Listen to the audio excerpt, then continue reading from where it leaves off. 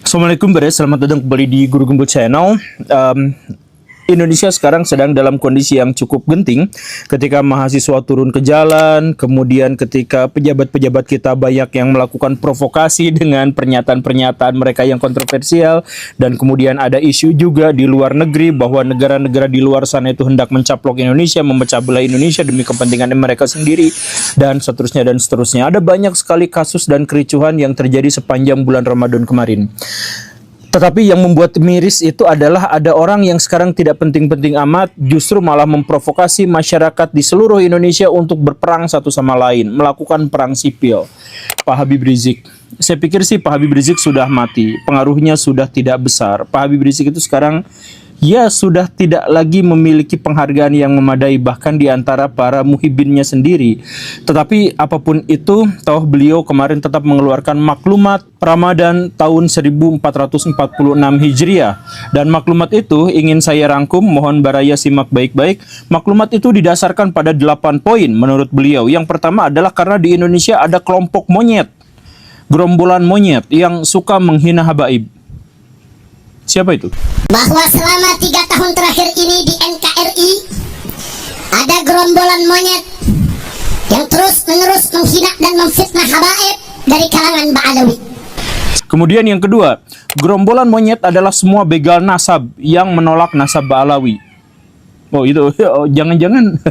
Kemudian yang ketiga, gerombolan monyet mempersekusi, mengusir, membantai Ba'alawi, merusak makam Ba'alawi dengan gerakan fasis dan rasis. Saya tidak merasa ada dari habaib yang dibantai, tapi ini ada gerombolan monyet yang ngebantai. Dan kemudian yang keempat, gerombolan monyet itu menantang para habaib dalam keberadaannya dalam sejarah. Jadi dalam sejarah seharusnya tidak ada gitu ya. Kemudian gerombolan monyet itu bikin organisasi yang memecah belah dan menghancurkan habaib. Kemudian gerombolan monyet itu sudah dilaporkan tapi tidak ditanggapi polisi karena polisi di briefing untuk tidak membahas atau tidak menindaklanjuti laporan-laporan dari habaib. Dan kemudian nomor 7, gerombolan monyet itu tidak tersentuh hukum dan mereka bahkan berani menghina orang-orang Ba'alawi. Kemudian yang ke-8, gerombolan monyet-monyet itu menciptakan kegaduhan dan mengadu domba. Dan karena itu, kata Pak Habib Rizik, dengan ini saya menyerukan kepada Robitoh Alawiyah dan Al-Khairat untuk mengambil tindakan hukum pada gerombolan monyet. Ya, gerombolan monyet itu nggak bisa didelik pidanakan gitu, dituntut monyet ya. Di Indonesia sejauh ini yang saya ketahui tidak ya. Tapi kenapa Pak Habib malah menyuruh lembaga-lembaga yang besar termasuk Robitoh Alawiyah untuk melakukan tindakan hukum, saya nggak tahu. Kemudian kepada seluruh habaib di seluruh Indonesia yang duduk di eksekutif, yudikatif dan legislatif. Nah, untuk segera melawan gerombolan monyet itu. Oke. Kemudian menyerukan, nah ini harus digarisbawahi, menyerukan kepada Pak Prabowo Subianto untuk segera melakukan operasi pembersihan kepada gerombolan monyet itu. Jangan Pak, monyet di Indonesia itu sebagian dilindungi kok malah dibersihkan, gimana ini ya? Kemudian kepada seluruh laskar Indonesia harus ganyang gerombolan Neo PKI. Oh, gerombolan monyet itu Neo PKI. Saya tidak tahu apakah monyet punya ideologi tertentu, ternyata ada ya di sini ya. Mungkin ada dalilnya. Kemudian yang kelima, ke seluruh umat muslim di seluruh Indonesia bersatulah menjaga NKRI Pancasila dari gerombolan Neo PKI. Nah, kemudian di akhir dari maklumat yang lumayan bombastis itu, Pak Habib Rizik meminta kepada seluruh rakyat, kepada seluruh pengikutnya untuk siap perang. Jadi beliau mengatakan, saya di sini, saya ditunggu, mau diculik, mau dibantai, ayo saya tungguin, umat Islam akan bergerak membela di bawah tekanannya dan sebagainya dan sebagainya. Ya, tapi di luar itu semua, saya justru malah menggarisbawahi hal yang saya katakan di awal, bahwa Pak Habib Rizik nampaknya sudah tidak lagi memiliki kekuatan, tidak memiliki power yang memadai untuk bisa menggerakkan massa. Hal itu terlihat dari apa? Dari pernyataan Pak Habib Rizik sendiri yang pertama mengatakan bahwa ketika beliau menyampaikan laporan kepada polisi, polisi ada briefing untuk mengabaikan laporannya. Ini artinya apa? Pak Habib Rizik yang dulu bahkan bisa mengerahkan massa sedemikian besar untuk memilih salah satu calon presiden, sekarang untuk melaporkan saja kepada polisi, beliau tidak lagi memiliki kekuasaan dan tidak memiliki kelayakan agar laporannya ditindaklanjuti.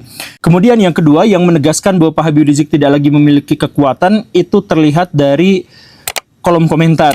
Jadi Pak Habib Rizik itu mengeluarkan sebuah maklumat Ramadan dan kemudian dipublikasikan di sebuah stasiun televisi YouTube yang namanya adalah Islamic Brotherhood Television. Nah, di situ itu yang penontonnya tidak terlalu banyak, tidak seperti dulu-dulunya, dan kalaupun ada, kolom komentarnya justru dipenuhi oleh hujatan dan makian dan justru pembelaan terhadap lawan-lawan dari Pak Habib Rizik.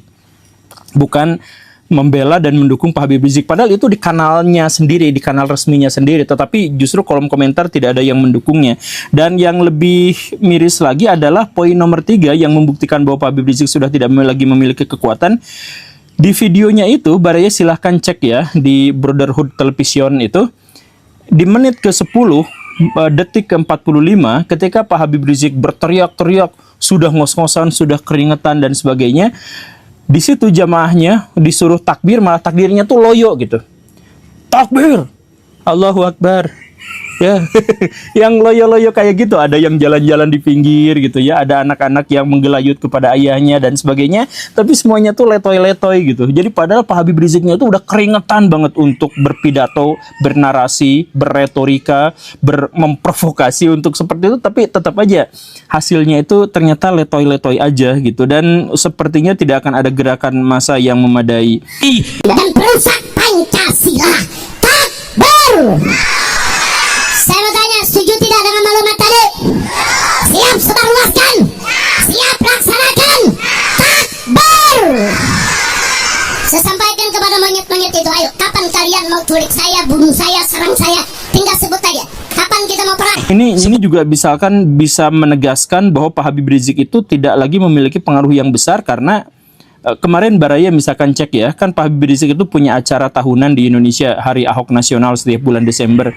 Itu kemarin pas ngadain Hari Ahok Nasional itu jumlah pesertanya kurang dari 1.000 orang.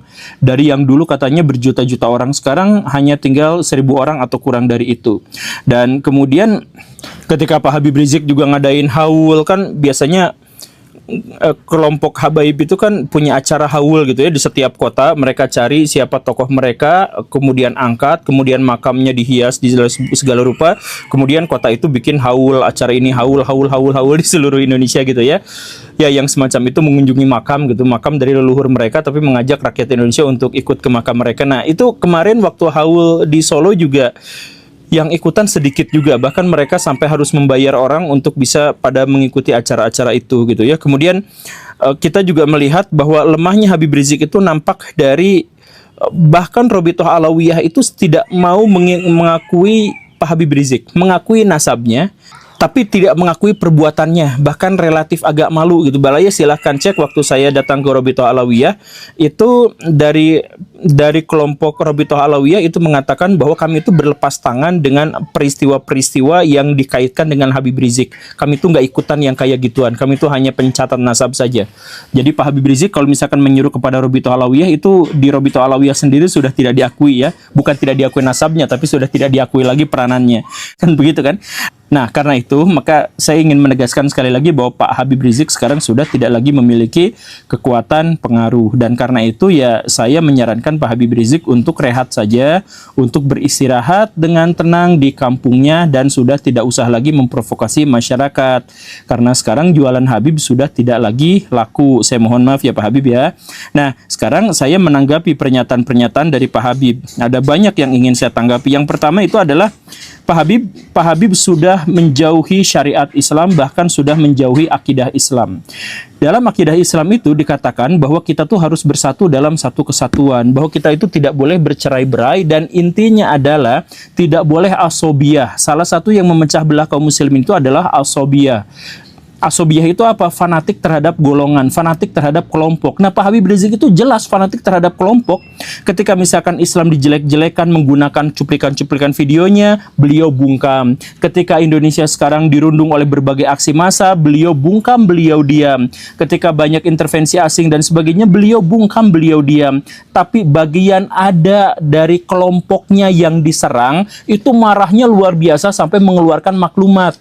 Kan kata Nabi itu bukan termasuk golongan umat Islam yang marah karena kelompok, yang suka karena kelompok dan sebagainya. Ini Pak Habib sudah jelas gitu. Dia urusan yang benar-benar, urusan tentang kebaikan, kebenaran, kebajikan beliau bungkam, tapi urusan ketika kelompoknya diserang itu marah-marahnya luar biasa. Ini sudah melanggar akidah dan syariah Islam. Jadi mohon Pak Habib Rizik segera bertobat, saya mohon maaf ya. Tapi ini sudah masuk kategori asobiah. Kemudian yang kedua, Pak Habib Rizik itu adalah pionir dari ulama-ulama toksik di Indonesia. Coba Baraya cek itu maklumat Ramadan bulan puasa. Pak Habib Rizik melontarkan kata-kata gerombolan monyet itu berapa kali, entah saya capek menghitungnya. Banyak sekali. Dalam video 12 menit itu gerombolan monyet itu terus disebut-sebutan. Gerombolan monyet yang dimaksud itu diarahkan kepada manusia. Gerombolan monyet yang dimaksud itu adalah orang yang menentang nasab Balawi, itu disebut sebagai gerombolan monyet. Nah, dan disuruh melakukan pembersihan terhadap gerombolan monyet itu, langsung minta kepada Pak Prabowo Subianto. Ini udah keterlaluan asli, ini sudah sangat keterlaluan Baraya. Tapi intinya adalah ini Pak Habib Rizik itu coba taubat, coba sadar diri bahwa sebelum Pak Habib Rizik kita kenal nggak ada ulama yang kata-katanya toksik. Nggak ada. Sejak Pak Habib Rizik mempopulerkan, sekarang banyak sekali ulama-ulama yang ngomong itu toksik luar biasa. Di zaman dulu tuh ada orang yang mengkritik keras pemerintah, ada. Orang yang misalkan berbicara dengan sangat tegas itu ada. Bahkan Gus Dur itu berhadapan dengan Pak Harto langsung gitu. Tapi kan ngomongnya nggak pernah toksik gitu. Sedangkan Pak Habib Rizik toksik sekali kata-katanya. Sehingga apa? Ini kan mempermalukan orang-orang Islam, mempermalukan ulama-ulama yang seharusnya santun, baik, tutur katanya lembut, bahkan melakukan kritik pun dengan cara yang sangat bijak. Tapi ini hapus semua. Sejak saat Pak Habib Rizik mempeloporinya, kalangan ulama itu banyak yang melakukan kata-kata yang racun, kata-kata yang toksik. Salah satu murid yang paling terkenal, Habib Bahar. Pak Habib Bahar sama Pak Habib Rizik kalau ngomong itu tekanan-tekanan dan suaranya itu mirip sama gitu, karena itu guru dan murid gitu. Itu toksik semua. Ya ampun, kenapa ada ulama yang seperti itu dan kenapa disebutkan sebagai ulama? Tobatlah gitu ya Pak Habib Rizik. Kemudian yang ketiga, Pak Habib Rizik itu selalu bikin framing-framing gitu. Jadi musuh Ba'alawi gerombolan monyet. Gerombolan monyet sama dengan Neo PKI. Sedangkan kelompoknya sendiri, kami umat Islam. Padahal nggak semua umat Islam barisannya, tapi dia tuh selalu menekankan kami umat Islam, kami mencintai NKRI, kami membela bangsa ini. Sedangkan lawannya adalah Neo PKI, lawannya adalah begal nasab dan sebagainya. Ini berbahaya Baraya, karena bagi orang-orang yang awam, yang tidak pernah baca buku, yang tidak kenal dengan literasi, mereka itu kan terjebak pada simbol-simbol kata.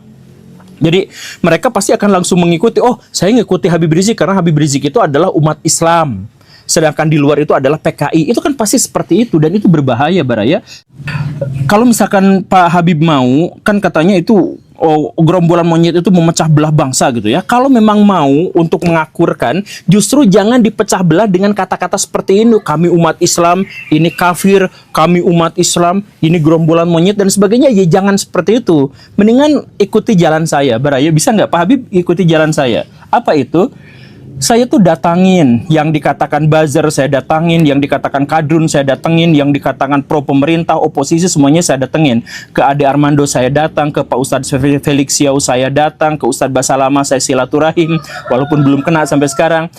Ke Pak Alvin Lim saya datang, ke Pak Deddy Kobuser saya datang, ke Pak Raffi Ahmad saya datang, ke Kasih Solusi saya datang, ke pokoknya mau yang oposisi, mau yang gimana, mau yang Kristen, mau yang Muslim, mau yang Ustadz, mau yang ateis, apa semuanya berteman dengan saya. Bahkan saya ngontak 4 kali Pak Habib Rizik, tapi nggak mau jawab. Kenapa ya seperti itu? Saya datengin itu Pak Habib Bahar sendirian. Saya kemana-mana kalau ke Jakarta tuh naik ojek sendirian, bahkan nggak bawa kameramen sekalipun. Saya datang ke sana, ternyata gerbang pagernya itu Pak Habib Bahar itu ada 3 lapis. Iya, ya sudahlah 3 lapis. Lapis pertama katanya Pak Habibnya lagi ada di Madura, padahal ada di sana gitu ya, dan lain sebagainya lah. Saya tuh datang bukan untuk apa, saya tuh ya untuk silaturahmi, untuk menegaskan bahwa kita tuh bisa berbeda, kita tuh bisa berpandangan lain-lain macem-macem, tapi kita tuh bisa kok bisa bekerja sama dan bisa saling mendukung satu sama lain. Makanya saya tuh ngajak kepada orang-orang nih, saya berkolaborasi dengan siapa Baraya, silahkan cek. Dengan Kang Ferry Irwandi, saya pernah ngobrol. Dengan lawannya Ferry Irwandi yang katanya logika mistika, yang hantu-hantuan apa segala rupa, saya datang ke mereka juga, ngobrol juga, diskusi. Saya ke ulama yang disebut PKI, saya datang ke oposisi yang orang ateis apa segala rupa, saya datang untuk ngobrol. Mau katanya dirujak, mau katanya apa, saya datang. Datang ke Robito Alawiyah, saya datang sendirian, gak ditemenin. Itu apa ya, karena saya tuh pengen silaturahmi dan pengen melakukan pembuktian bahwa permusuhan di media sosial itu sebenarnya ya gak ngeri-ngeri amat. Ketika saya datang ya biasa aja gitu. Kan begitu, saya berteman dengan buzzer pemerintah, ya sampai sekarang, sampai detik ini. Saya berteman dengan oposisi, ya sampai detik ini saya masih seperti itu. Ya kenapa? Kan biasa-biasa aja. Nah, kenapa? Karena saya berusaha untuk mempersatukan umat. Saya ingin mempersatukan orang-orang di Indonesia. Saya ingin menegaskan bahwa diskusi itu, bahkan berbeda pendapat sekalipun, itu tetap bisa diredam dengan silaturahmi. Nah, Pak Habib Rizik nggak pernah mau itu. Sedikit-sedikit perang, dengan gubernur perang, dengan ini perang, dengan pleret perang, dengan ini perang, dan sebagainya. Tapi pas giliran mau perang beneran, umroh ke Mekah. Kok bisa gitu sih? Pak Habib Rizik pas, ayo pengadilan, pas di pengadilan malah 3 tahun umroh. Jangan kayak gitulah Pak Habib. Kalau misalkan mau berani ya berani aja gitu. Saya juga berani kan datang ke rumah Pak Habib, tapi kan nggak pernah dikasih jalan. Sendirian saya mau Baraya. Nah tapi ya, tapi intinya adalah Pak Habib ini mas, saya mohon ya, dengan segala hal yang seperti ini, saya harap si Pak Habib itu menjadi lebih dewasa dalam berpikir dan dalam bertindak gitu ya. Apalagi yang paling ngeri itu yang poin keempat ini, Pak Habib menyeru Pak Prabowo Subianto untuk melakukan operasi pembersihan pada gerombolan monyet yang menghina Ba'alawi. Ini satu, beliau itu siapa sampai menyerukan kepada Pak Prabowo Subianto. Kemudian yang kedua, kok harus melakukan pembersihan? Ya ampun, istilah pembersihan itu kan istilah yang mengerikan Baraya. Istilah pembersihan itu sebenarnya adalah kependekan dari genosida gitu kan. Genosida itu pembersihan etnis gitu kan. Ini pembersihan. 3, saya serukan kepada Presiden Prabowo Subianto. Ini saya pikir sih ini sudah masuk delik pidana provokasi untuk melakukan atau ajakan untuk berperang dan perang sipil gitu ya. Karena apa? Bukan karena Indonesia diancam, bukan gara-gara keadilan di sini dihancurkan, tapi gara-gara kelompoknya sendiri dihina. Jadi ini sudah, ya sudahlah. Dan poin kelima, Pak Habib Rizik, ini tanggapan saya kepada Bapak, mohon maaf sekali, tapi tolong introspeksi sedikit dan biasakan untuk melakukan introspeksi. Kalau misalkan salah ya salah, kalau ngaku kalah ya kalah, ya ngaku biasa aja seperti itu. Karena ya namanya juga bagian dari kehidupan gitu. Nah ini kan nggak mau introspeksi, jadi ketika misalkan Pak Pleret yang dikatai monyet itu, kenapa bisa seperti itu, kan ceritanya tuh gini. Kelompok-kelompok habaib di Indonesia itu suka bikin cerita untuk mengglorifikasi kelompoknya. Misalkan Mbah Priuk itu orang biasa, cuman anak buah kapal biasa. Cuman hanya gara-gara beliau Habib, makamnya langsung disias sedemikian rupa, lalu dinarasikan penyebar ajaran agama Islam di Betawi. Padahal orang Betawi sudah berislam sebelum beliau datang. Kemudian di mana-mana, kalau misalkan makam Ba'alawi pasti dikatakan penyebar agama Islam di sini, penyebar agama Islam di sana. Padahal gak ada kaitannya Baraya, bahkan itu orang biasa. Sedangkan orang-orang yang, maaf ya, orang-orang yang ODGJ, kalau dari kalangan habaib langsung juga dinarasikan sebagai ini wali majdub dan lain sebagainya. Kalau misalkan orang gila yang biasa itu biasa, tapi kalau misalkan yang gini, yang dari habaib itu pasti langsung diglorifikasi juga. Semua aja diglorifikasi. Nah, ini akibatnya yang di Palu juga akhirnya ada sebuah bandara. Bandara itu sudah punya nama dan bahkan nama itu diberikan sama Bung Karno. Langsung namanya diganti sama nama Habib. Nah ini kan yang membuat Pak Pleret marah-marah itu kan itu. Jadi di Jakarta cek Baraya itu nama-nama jalan semuanya diganti jadi nama-nama Habib. Padahal ya gak ada urgensi historisnya gitu, tapi diganti ini diganti nama itu diganti dan sebagainya. Nah kalau memang begini terus ya akhirnya wajar kalau misalkan banyak orang yang marah. Saya nggak mendukung Pak Pleret karena Pak Pleret juga ngomongnya kan kurang baik gitu ya dalam konteks itu gitu. Ya tapi tindakannya di reaksinya nggak harus sampai selebay ini, Baraya. Saya ingin menekankan kepada Pak Habib Rizik, Pak Habib, tolong ya. Berkat Pak Habib, banyak ulama yang sekarang ngomongnya kasar. Berkat Pak Habib, itu NU, ormas terbesar se-Indonesia, itu pecah belah. Berkat Pak Habib Rizik itu, Indonesia pecah belah pas pemilu yang kemarin itu. Kemudian berkat Pak Habib itu, sekarang Indonesia tuh nggak tenang. Indonesia itu sempat tenang waktu Pak Habib Rizik itu umroh 3 tahun ke Mekah. Pas balik lagi, rusuh lagi. Ini jadi Pak Habib ini sebenarnya adalah biang kerusuhan. Jadi tolong introspeksi diri, mendingan tenangkan hati, tenangkan kemudian bertobat, dan setelah itu apa? Setelah itu pikirkan, jangan-jangan mubahalah dengan Gus Dur itu nyata, mubahalah dengan Ahok itu nyata. Kan pada waktu itu sudah ada mubahalah kan? Nah, Gus Dur dalam situasi baik-baik saja meninggalnya, sedangkan Pak Ahok juga ya sampai sejauh ini baik-baik saja, bahkan dukungannya menjadi semakin besar. Nah, Pak Habib Rizik semakin kesini semakin tenggelam, bahkan pesantrennya yang pakai tanah dari rakyat itu juga kan sekarang mau digusur. Dengan begitu banyaknya tanda-tanda, seharusnya itu dipahami sebagai teguran dari Allah Subhanahu wa taala agar Pak Habib Rizik itu bertobat. Tapi daripada bertobat kok malah terus-terusan memprovokasi orang untuk berperang. Kalau ini ada laporannya, ini sudah pasti langsung delik pidana. Cuman kayaknya orang juga udah nggak peduli lagi dengan pernyataan ini. Ya sudah diabaikan saja, sudah panas. Terima kasih karena sudah menyimak. Saya Guru Gembul. Assalamualaikum.